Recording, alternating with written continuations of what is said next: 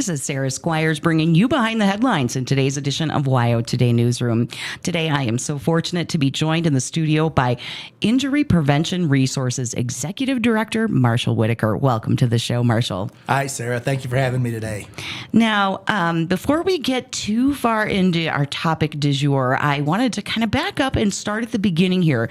Now, Marshall, I know you're relatively new to your role here with Injury Prevention Resources, but I'm wondering if you can kind of spell out the work that this organization does for the community and kind of what your mission is.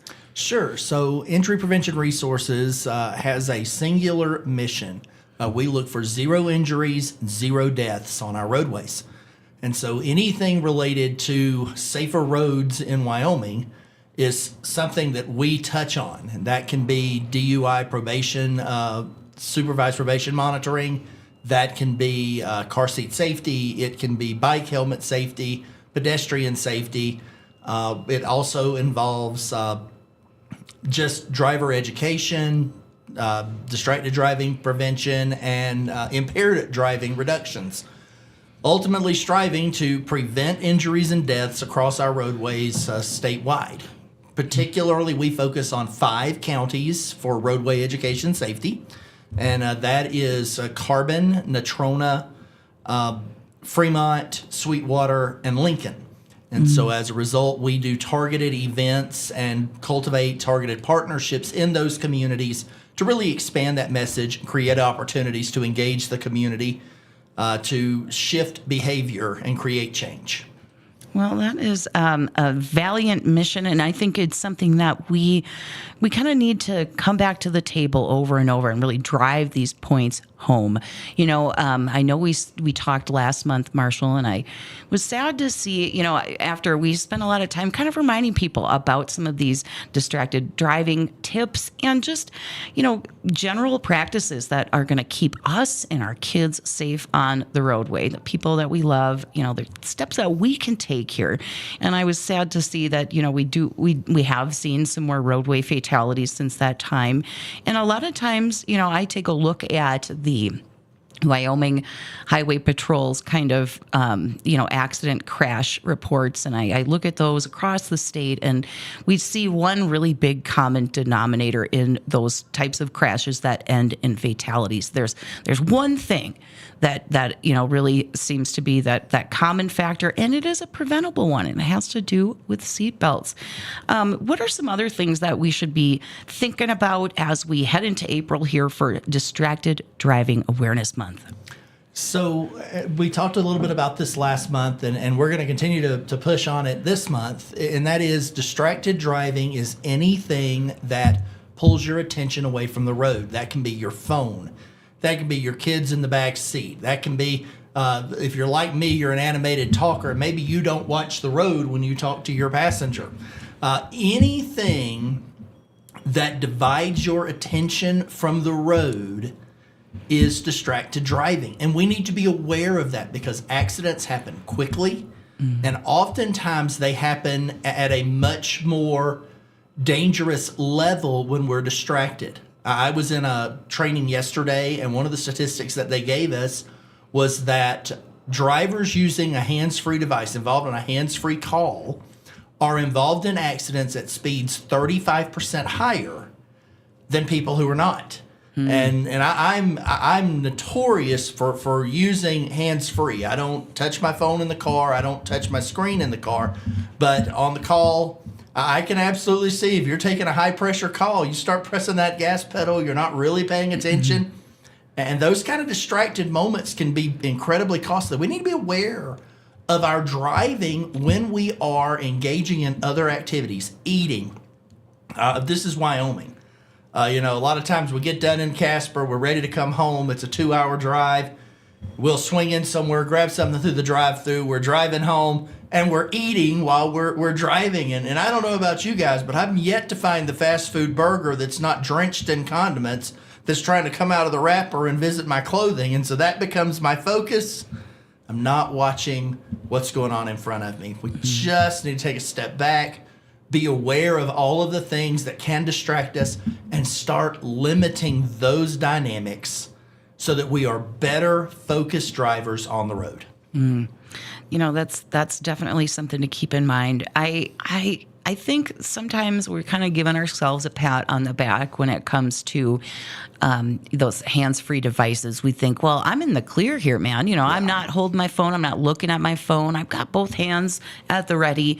And yet it still becomes a factor. And, as you said, it sounds like we're more likely to be kind of zipping by when we're chattering and not 100% engaged in the roadway. That's 100% correct. Now, what are some other distractions we should kind of keep in mind? I think one thing I like to do is sort of give myself a little bit of a pep talk, especially if I'm going, on a longer drive, or if maybe I'm driving and I know it's going to be dark out and I need to remind myself, like, yay, now we got to watch out for deer.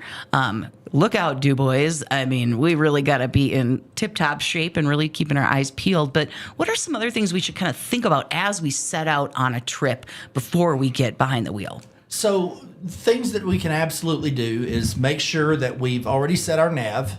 If you don't know where you're going, or if you use navigation systems, set that before you even start to pull out of the driveway. Get that ready to roll. Make sure that you have your phone, and I tell people out of reach. Put your phone in a place where you're not going to be tempted to pick it up and grab it, and keep that out of the way. Finish all your conversations. Turn your notifications off on your phone. Even if you're not looking to pick it up, even if you're not doing that, the notifications going off can become a distraction. I am the worst about wanting to know what I've been notified about. Mm-hmm. And so I will sit there and think about what that notification is, even if I'm not picking it up and looking at it. So turn your notifications off. Make sure if you're traveling with other passengers, your kids in the back seat, make sure they're set and ready and they're taken care of. A lot of times we kind of get in a hurry. We start to pull out of the driveway and then we start trying to see, does everybody have anything? Does everybody got it? And by that point, you're on the road trying to resolve things. Take care of that stuff before you leave. I assure you, an accident is going to cost way more time than just taking the extra minute to make sure we're prepared and ready as we get out of the driveway. Make sure you know what weather you're heading into. This week, we are supposed to have sunshine, clouds, rain, and snow all in one day. Be prepared. What is the weather looking like? What do I need to be prepared for? I was in Salt Lake on Monday coming back. I came up through through Kemmer, and there were some massive antelope out moving. That's not something we always see this time of year in the droves that we're seeing it, but there's a lot of moving animals right now. You're absolutely right. So being aware, hey, what kind of wildlife areas am I heading into? Just take a minute. Slow down. Think through where you're going, what you're doing. And even if it's just a quick run up to the supermarket, make sure that you have prepared yourself to pay attention behind the wheel. Good advice. So one thing I really appreciated was reminding to get that navigation, those directions going on your phone. I know it can be annoying because when you start off from home that way, you've got to say, okay, go down your block and take a left, and how to get, to the highway or to wherever the starting point is. Right. But it's worth it to not be juggling around your phone once you're going 70 miles an hour and trying to figure out, that destination route. So that is a small price to pay, listening to a few more instructions from that voice than you really need. But it's a good one to keep in mind because we don't want to be doing anything like that when we're going fast, especially. Absolutely. Marshall, yesterday, this has kind of happened organically. I mean, I'm not sure how it came up, but I was talking to our lovely graphic artist, Anita Duran, and we were talking about, the safety regulations when we were young. And of course, I'm a lot older than Anita, and I was telling her, there weren't even seatbelt laws when I was a kid. And in fact, I remember pretty distinctly being a small child riding around in our old truck. And, my mom had to do that thing where she stuck her arm out if she had to, stop quickly. And it's because we just had a lap belt. Yep. We didn't have the shoulder strap back then. And of course, nowadays we've got car seats, we've got booster seats, we've got requirements. And that is because we are a lot smarter about how to stay safe on the road today than we were back then. So knowledge is really power here. We have got the ability to keep ourselves and our loved ones a lot more safe on the road than we used to because we've got these tools. And one of those that I always really like to stress is reminding folks that one of the biggest single factors that you can take is just to make sure that everybody's strapped in before you hit the road. And I like to remind people to, have this conversation. You know as well as I do that you've got someone in your life who you care about who is not a habitual seatbelt wearer. And the more times that you bring that up, if they're walking out the door and you say, hey, make sure to put on that seatbelt. And the more times that you're raising this issue, the more likely it is that they're going to start paying attention to you and listen to you. And we know that can really prevent a lot of pain and heartache down the road if we just follow that one simple step. Now, I know, Marshall, that, as you've been transitioning into this role of Executive Director of Injury Prevention Resources here, you're really learning a lot, digging into the data here. And a lot of these things are kind of intuitive. We know wearing our seatbelt saves lives, but what are some of the things that you're learning here when it comes to staying safe on the road, preventative things, and really what the stakes are here? Yeah, and so there's really three things that have really stood out to me as I've looked at the data. Number one is that on average, a driver will experience between 3 and 4 accidents in their driving career. Now, there's a lot of data points that go into that. There's always that one friend that has an accident every week. But the reality is that on average, you're going to have 3 to 4 accidents of varying levels of severity across your driving career. And I think back at mine and I go, yep.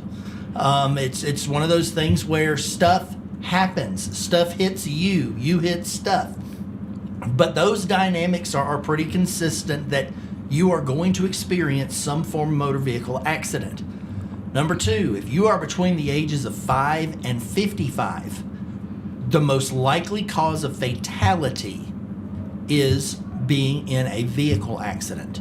And that's an incredible statistic because when you think about all the things that we talk about, and we talk about training, we do fire safety prevention, and rightly so. We put smoke detectors in our home. We talk about stop, drop, and roll. We have security systems. We talk about, don't talk to strangers. We do a world of prevention ideas in order to keep our children, our families safe, when in reality, it's your car.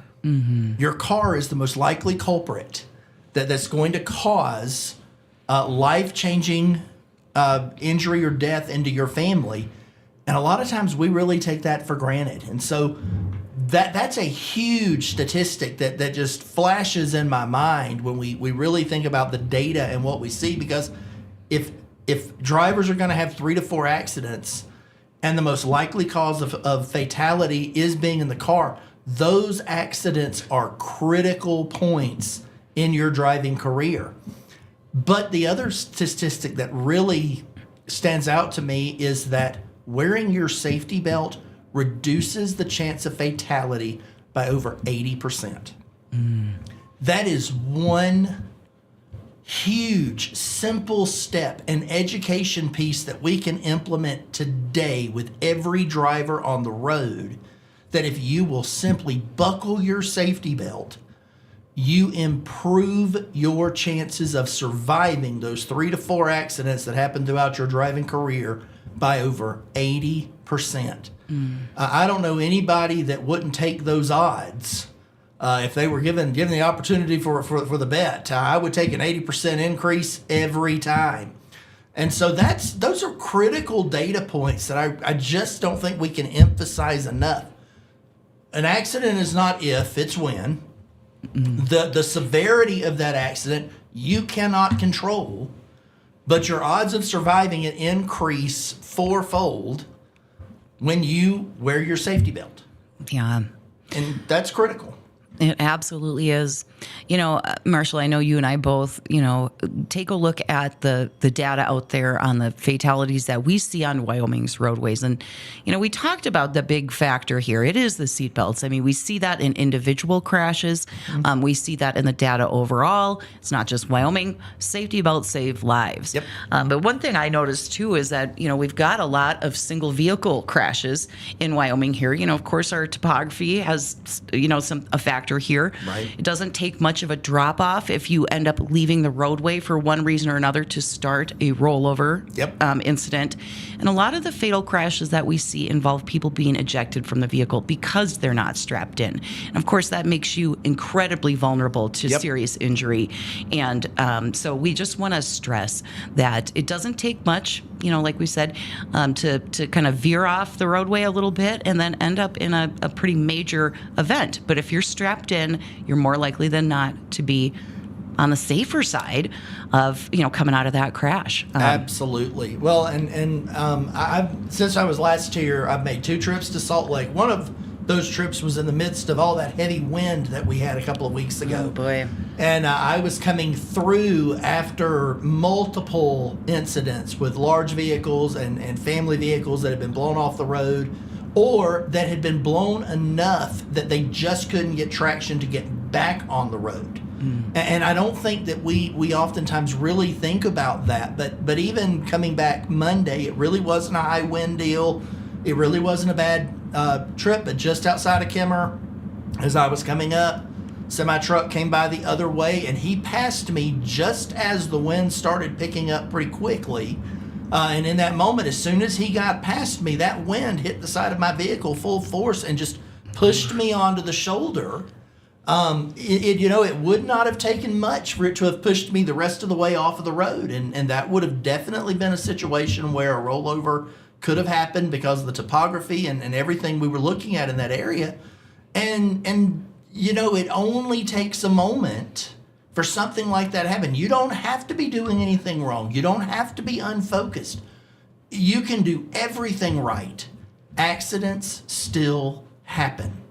And so taking that preventative step, making sure that you are buckled up, is the single biggest factor and step you can take to boost your survivability in a critical accident situation.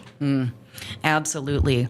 Wise words to live by. You can be a wonderful driver. You can make no mistakes and still be in a serious crash. Because we've got other drivers on the road who maybe aren't as skilled as we are. We've got, Mother Nature to reckon with here. And, lots of factors as well. Now, I wanted to turn the page here a little bit. We're talking about distracted driving, but there's another factor that we absolutely want to make sure that we go over here today, and that has to do with impaired driving, which we know is a real problem in this part of the state, in this country, generally speaking. We've got too many folks drinking and driving on the roadways here, and, it absolutely is a preventable situation. And that's, it's kind of in the name, injury prevention resources, right? But we know here in Riverton, Lander, we've got an option. So even if you find yourself where maybe you didn't do a lot of good planning ahead of maybe a little celebration, or where you are out away from home having some drinks, we've got Safe Ride through the Wind River Transit Authority. And I just wanted to, I can't say this phone number enough, guys. So Friday and Saturday nights, they will give you a free safe ride within Lander and Riverton. You don't need to be drinking to take advantage of this program. You can just give them a call, and that number is 856 9782. But it's an easy one to remember, because if you look at the numbers on the letters on your phone pad, the acronym spells out 856 WRTA, which is, of course, the acronym for Wind River Transit Authority. But they've got your back in Lander and Riverton every Friday and Saturday night. Take advantage of this. You can leave your car, come back, get it later. Not a big deal to make the right choice. We've got, all of the options here ahead of you, and Safe Ride's there to help. One more time, that number is 856-WRTA. Now, what are some of the things that we should be thinking about when it comes to drinking and driving, Marshall, and just trying to make sure that we keep people from behind the wheel when they're intoxicated? So, there's always the number one thing: get a designated driver. I don't care if you draw straws, play rock, paper, scissors, or you make friends with a guy that doesn't drink just so you have him around. Whatever you need. But using a designated driver is still absolutely the number one thing that you can do. Having someone who doesn't drink at all when you go out so that they can make sure everyone gets home safely is critical. I would also tell you, pay attention. And that's one of those things. It's easy for 2 beers to turn into 3. Pay attention. Make sure that you know what you're drinking. Make sure you know your limits. Because the reality is the only amount of alcohol that doesn't impact your driving is none. Any alcohol in your system at all starts to impact your ability to see, to react, to understand. And as a result of that, it's critical for you to kind of grasp just the situation you're putting yourself in. And I know you've been doing it for years and you've never had a problem and it's never been an issue. And, that's right. But it only takes once. And so understanding, hey, I've had 2. If I hang out for another hour, I'm going to be in a better place. Let's hang out for a little longer, but you got to stop. Those are some critical things there. Knowing the Safe Ride option and making sure that you're taking advantage of that. Knowing somebody you can call. Yeah. That's I don't know anybody that's friends would rather them drive home intoxicated than wouldn't come pick them up. Mm-hmm. And then the other thing that I do think is really critical is understanding what it costs you to get hit with a DUI. Yeah. Because the cost is tremendous. It is hundreds of dollars in insurance cost. Having a breathalyzer lock installed in your car, court fees, probation fees. It is not a cheap experience whatsoever to end up with a DUI on your record. Mm-hmm. And so understand that one good night of celebrating can cost you a whole lot in your wallet, but it can also cost you a whole lot in your conscience. If something goes horribly wrong, it can cost you your life or the life of someone else. So use a designated driver, know your limits, understand what you're taking, make sure you've got some friends you can call if things get out of hand. Those are simple, preventable steps you can take to keep impaired driving off the road. Yeah. I have heard people give testimony before who have gotten behind the wheel while they were impaired, and they either critically injured or killed someone they loved. To hear their stories and the just immense guilt and regret that they are going to carry with them for their entire lives for that one kind of careless choice that they made. I never will forget, the stories that I've heard. And we know that there are options. Marshall, you just spelled out a lot of them. I want to shout out this Safe Ride number one more time. Don't forget, in Lander and Riverton here, you've got a Safe Ride on Friday and Saturday nights. No questions asked. The number to call is 856-WRTA. That's 9782. Keep that number handy. If you find yourself in a position where you're saying, hey, you know what? Maybe this is not a good idea. Maybe I really am impaired and I need to find myself a safe way home. That option is always available to you. But we just want to remember that making good choices up front can really save a lot of heartache down the road. And, another thing too, I think as we talk about this, when we talk about whether it's seatbelt use or, not drinking and driving, not doing, not playing on our phones and making sure that we're, really kind of locked in when we are behind the wheel. Mm-hmm. Our behavior as drivers, we are really passing that on to our kids as well. do as I say, not as I do. That does not really work here. The kids are watching and modeling their own behavior as young adults through what they grew up watching us do. That's right. So if we say, yeah, you better put your seatbelt on, but I'm not gonna, that's kind of sending a really powerful message to your kid that, this is really not that big of a deal when it is. So one of the things that I think is so wonderful is that we have this opportunity to kind of hand on these really, quite frankly, life-saving habits to our own children, because they're gonna kind of model themselves, what they do, and then what they do for their own kids. I mean, we're really passing on some wise advice, some safety things that really can end up saving a life down the road, just by taking these things really seriously and kind of vocalizing them too. And I know it's spring break out there, kids. So if you're listening now, if you've got a parent who maybe isn't wearing their seatbelt every time, you can bother them. You can pester them every time you get into that vehicle to put their seatbelt on. I remember doing this with a family member as a child, and it works because, kids are really experts at being little buggers. Yeah, I've got a 6-year-old, and if we're even slow to get the seatbelt on when we get in the car, she's like, "Put your seatbelt on. You're not wearing your seatbelt. Why aren't you wearing your seatbelt?" And I'm like, "Cause I just got my big old fat self in the car. Leave me alone. Give me a moment to tuck the thing in." But she's on it, mm-hmm. And that's a good thing. I've got 4 kids. They all buckle up. They know they have to. It's part of the deal. When they ride with other people, they have to. When their friends get in the car, they're like, "Put on your seatbelt."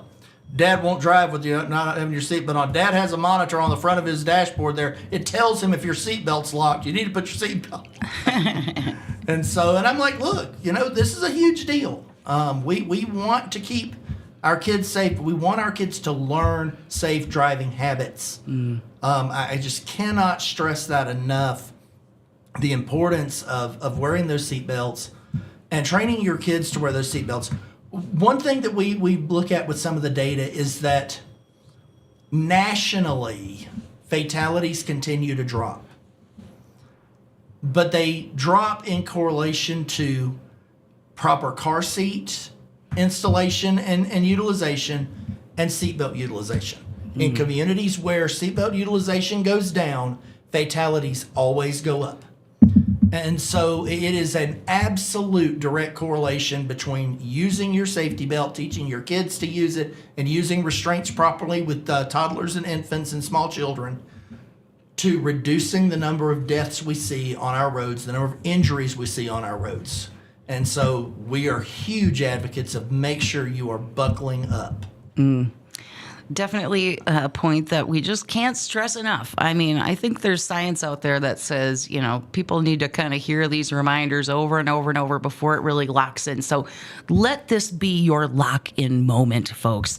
We've got the statistics, we've got the numbers about how to stay safe and how to keep your family members and loved ones safe on the roadways as well.